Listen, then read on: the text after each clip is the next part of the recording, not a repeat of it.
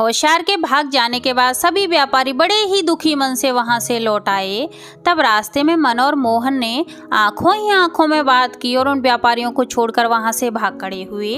फिर रास्ते में मन ने मोहन से कहा, भैया मोहन, महाठग गुरु होशियार के पास जाने से पहले हमें थोड़ी और ठगी सीखनी पड़ेगी।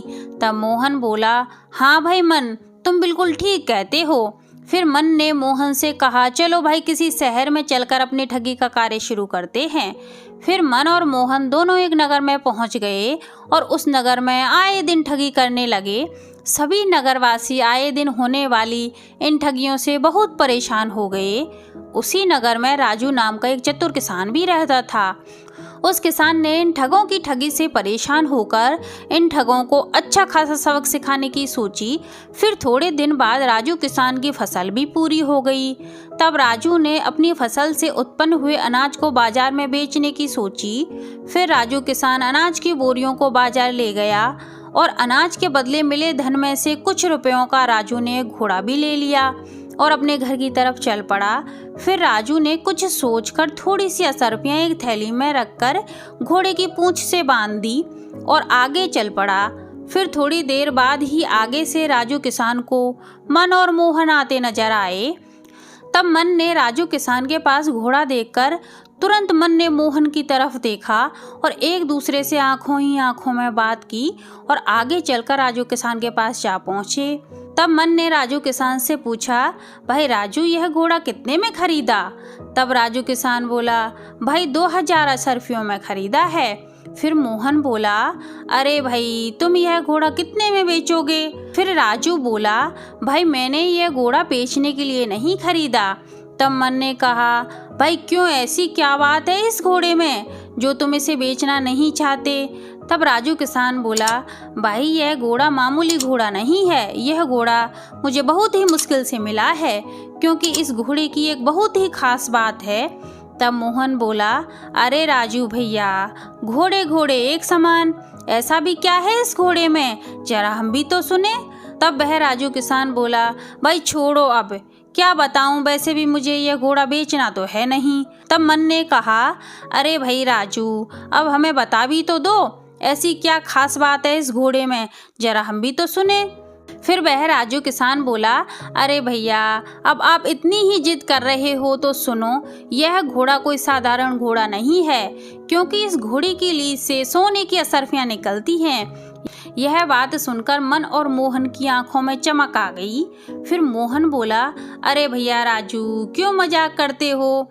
तब वह किसान बोला, अरे भाई, मैं क्यों मजाक करने लगा? अगर तुम्हें मेरी बात पर विश्वास नहीं हो रहा है तो 1-2 घंटे इंतजार कर लो, अभी सच सामने आ जाएगा।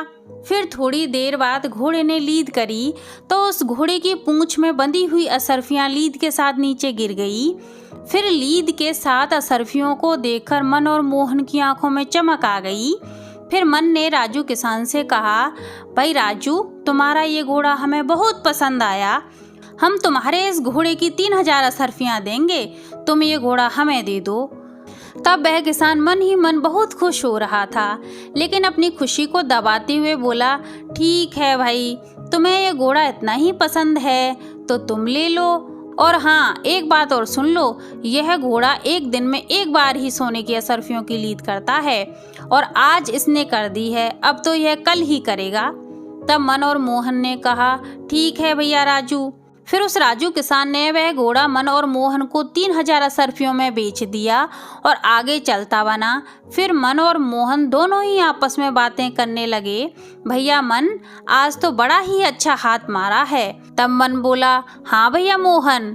फिर मन ने मोहन से कहा, भैया मोहन, यह किसान कितना बेवकूफ़ निकला, 3000 असरफियों के बदले हमें सोने की असरफियों की लीद करने वाला घोड़ा दे गया।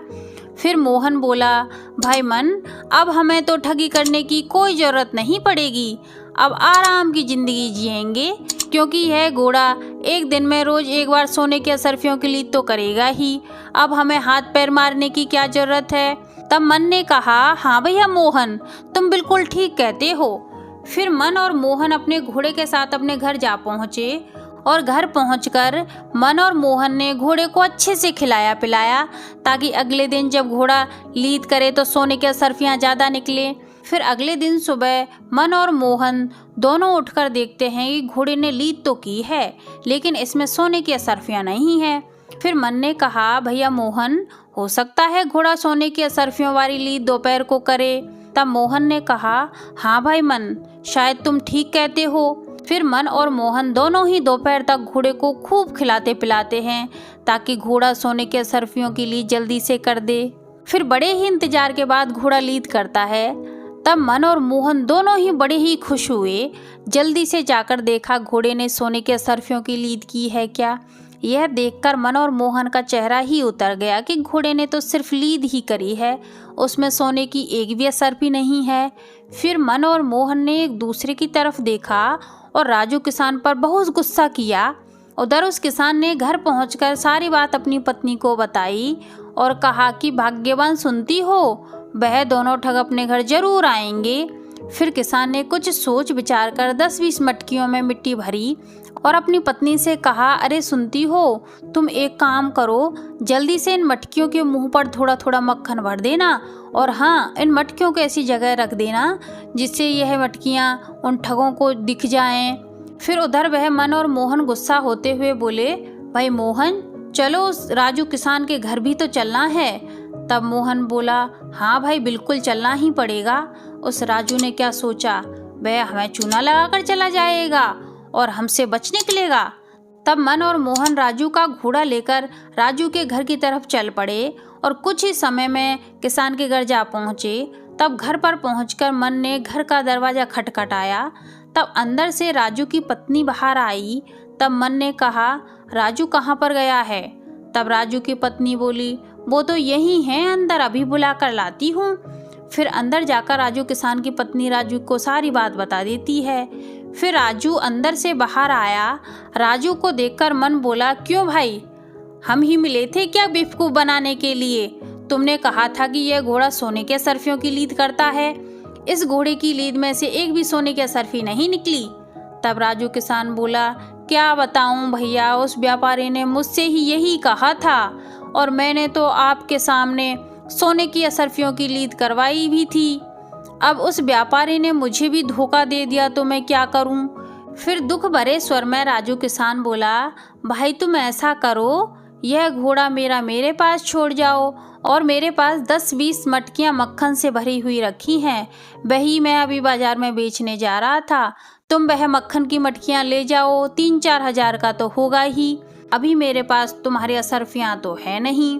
फिर मन और मोहन ने मक्खन की भरी मटकियां देखी तो मन ही मन बहुत खुश हुए और मक्खन की मटकियां लेकर अपने घर की तरफ चल पड़े। फिर रास्ते में पहुंचकर मन ने मोहन से कहा, भैया मोहन, आज तो मक्खन से भरी हुई रोटियां खाएंगे। घर पहुंचकर मन और मोहन ने अपनी पत्नियों से कहा, अरे सुनती हो, आज तो हम मक्खन के भंडार लाए हैं, ये लो और बढ़िया से मक्खन के पकवान बनाओ और खिलाओ। फिर थोड़ी देर बाद रसोई घर से कुछ गिरने की टूटने की आवाज़ आती है।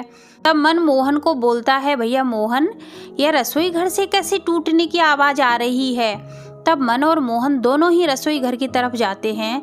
तब मन की पत्नी बोलती है, सुनो जी, यह कैसा मक्खन है, इन मटकियों में तो मिट्टी भरी हुई पड़ी है। यह सुनकर मन और मोहन के पैरों तले जमीन खिसक गई।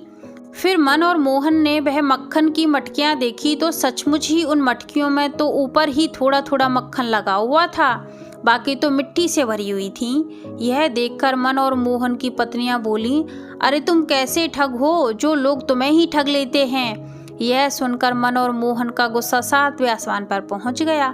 फिर मन और मोहन ने ठंडे दिमाग से सोचा कि इस किसान का कुछ तो करना पड़ेगा।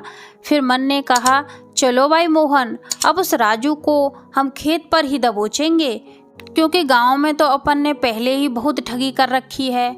फिर मन और मोहन राजू किसान के खेत की तरफ निकल गए और खेत से मन और मोहन ने राजू को बोरी में भरकर नदी में फेंकने के लिए उठा लिया।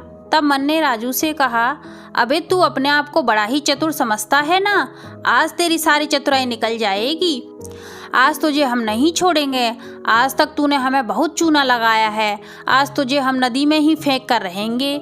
यह बात सुनकर राजू किसान बहुत ही दुखी होकर बोलता है, भाई आज मरना तो है ही, लेकिन तुम मुझे नदी में फेंकने से पहले रास्ते में जो मंदिर पड़ता है उस मंदिर में मुझे कुछ समय के लिए अकेला छोड़ देना। तुम्हारा मुझ पर यह बहुत बड़ा एहसान होगा। भाई मरते समय मैं भी भगवान की शरण में थोड़ी देर रहना चाहता हूँ। फिर मोहन बोला, भैया मन, इसकी आखिरी इच्छा तो पूरी करनी ही पड़ेगी। फिर मन और मोहन उस बंद बोरे को जिसमें किसान था उसे कुछ समय के लिए मंदिर में रखकर आ गए और दोनों मन और मोहन मंदिर के दरवाजे पर खड़े हो गए। फिर थोड़ी देर बाद मन मोहन से बोला, भैया मोहन अब चलते हैं। फिर मन और मोहन किसान के पास पहुंच गए और फिर मोहन बोलता है, भैया राजू, हो गई तुम्हारी भक्ति, अब चलो तुम्हें गंगा स्नान भी तो कराना है। फिर मन और मोहन ने वह बोरी उठाई तो उसमें पहले से काफी ज्यादा वजन हो गया था। तब वह मन बोलता है, भाई मोहन, इस राजू में बहुत ही ज्यादा वजन नहीं हो गया? तब मोहन बोला, हाँ भाई, हो सकता है राजू ने भगवान की शरण में आकर अपने शरीर का सारा सत छोड़ दिया हो। फिर वह दोनों मन और मोहन बोलते हैं, भाई राजू अब चलें? तब मंदिर में से आवाज आती है, हाँ भाई। फिर मन और मोहन उस बंद बोरे को नदी पर लेकर पहुंच जाते हैं और नदी में डाल देते हैं। फिर मन और मोहन दोनों आपस में बातें करते हैं, चलो इससे तो पीछा छूटा, अब इसके घर चलकर अपना सारा सामान ले आएंगे और अपना घोड़ा भी ले आएंगे। तब बातें करते हुए मन और मोहन थोड़ी ही दूर चलते हैं कि मन और मोहन को आगे से राजू किसान आता हुआ दिखाई दिया। वह बहुत सारी गाय, भैंस, बकरी और घोड़ों के साथ आ रहा था। तब मन ने मोहन से कहा, भैया मोहन, जो मैं देख रहा हूँ क्या वही तुम देख रहे हो? तब मोहन बोला, हाँ भैया मन, लेकिन इस राजू को तो हम अभी अभी नदी में फेंक कर आए हैं, यह कहाँ से आ गया? फिर मन और मोहन तुरंत राजू के पास पहुँच गए। फिर मन ने कहा, राजू, हमने तो तुम्हें अभी अभी नदी में फेंक दिया था, तुम यहाँ कैसे? तब वह राजू किसान बोला, क्या बताऊं भैया, तुम्हारा बहुत बहुत शुक्रिया कि तुमने मुझे उस नदी में फेंक दिया। उस नदी में तो बहुत बड़ा खजाना है, यह सारी गाय, भैंस, बकरियां, घोड़े मुझे वहीं से मिले हैं और थोड़ा बहुत धन भी मिला है। तुमने मुझे थोड़ा ऊपर ही फेंक दिया था, अगर थोड़ी और गहराई में डालते तो मुझे और भी अच्छा खजाना मिल जाता। फिर मन और मोहन ने एक दूसरे की तरफ देखा और आंखों ही आंखों में बातें की और तब मन ने राजू को कहा, भाई राजू, वह खजाना तो हमें भी चाहिए।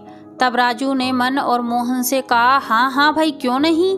और हाँ सुनो, जब तुम उस नदी में डुबकी लगाओ तो तुम्हारे साथ कोई भारी चीज बांध लेना, क्योंकि तुम नीचे ज्यादा गहराई तक जा सको। फिर मन ने कहा, भाई मोहन, फिर चलें? तब मोहन बोला, हाँ भाई मन, हमें जल्दी ही चलना चाहिए उस स्थान पर। फिर मन, मोहन और राजू नदी की तरफ चल पड़े और फिर मन और मोहन के साथ भारी भारी पत्थर बांधकर राजू ने मन और मोहन को नदी में धक्का लगा दिया। फिर सभी गांव वाले इधर उधर जो छिपे हुए थे वह बाहर आ गए। तब राजू किसान गांव वालों से बोलता है, भाई ये लो तुम्हारी गाय, भैंस, बकरी और घोड़े। फिर राजू चलने लगता है। तभी उन गांव वालों में से एक व्यक्ति बोला, भाई राजू, तुम्हें कैसे पता चला कि ये लोग तुम्हें नदी में डालने जाएंगे? तब राजू बोला, अरे भाई, हुआ क्या, इन लोगों को मैं कई दिनों से चूना लगाता हुआ आ रहा हूँ और कल ही मैंने इन लोगों को मक्खन की जगह मिट्टी भर के दी है मटकियों में, तो मुझे पता तो था ही कि ये लोग बहुत गुस्से में आएंगे, इसलिए मैंने मेरे मित्र श्याम से पहले ही बात कर रखी थी कि वह मुझ पर निगरानी रखे। और जब इन लोगों ने मुझे खेत से उठाया तब मेरे दोस्त ने इन लोगों का पीछा किया और इन लोगों से मैंने थोड़ी देर मंदिर में रुकने के लिए बोल दिया। तब मेरे मित्र श्याम ने मुझे जल्दी से उस बोरे में से निकाला और उस बोरे में पत्थर, घास फूस, रुई यह सब भर दिए। यह लोग उस बोरे को ही उठाकर नदी में फेंक आए और फिर मेरी तुम लोगों से मुलाकात हो गई, तुम्हारी गाय भैंस तुम लोगों से लेकर ने यह सब कहानी सुनाई। अब जाकर उन लोगों से पीछा छूटा है। तब उन गांव वालों में से एक व्यक्ति बोला, भाई राजू, तुम होशियार तो हो ही, लेकिन तुमने बहुत ही समझदारी के साथ इन ठगों से हमारा पीछा छुड़ाया है। वह मन और मोहन जैसे तैसे उस नदी में से बाहर आए और आपस में बातें करने लगे। मन ने कहा, भाई मोहन, यह राजू किसान बड़ा ही चालाक है, यहाँ अब अपनी दाल नहीं गलने वाली। आज तो जैसे तैसे हम बच गए, आगे पता नहीं है क्या कर बैठे। चलो अपन तो दूसरे नगर की तरफ निकल लेते हैं। तब मोहन ने कहा, भाई मन, तुम ठीक कहते हो। इससे आगे की कहानी हम अगले भाग में देखेंगे। आज के लिए बस इतना ही, आगे मिलते हैं कोई नई कहानी के साथ।